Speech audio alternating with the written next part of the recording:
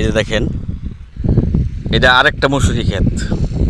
সেই মসুরির মালিক আছে এবং দেখেন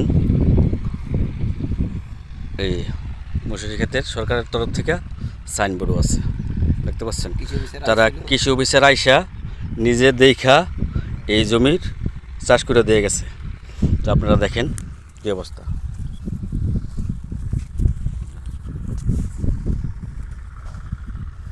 বন্ধুরা, এটা আরেকটা মসুরি ক্ষেতের জমি।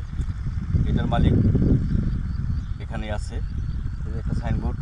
এটা কৃষি অফিসার আইসা জমি দেখা দিয়ে গেছে এবং আমার মনে হয় ঔষধ বীজ সার এই অফিস থেকেই দেয়। হ্যাঁ হ্যাঁ, কীভাবে দিচ্ছে আপনাকে? বিছন দিছে, আপনার সার দিছে। আর এই যে কয়দিন আগে ও বড় অফিসার এসে দেখে গেছে কী কী সমস্যা আছে কি না, দেখছে না কোনো সমস্যা নেই, ভালো ভালো ভালো।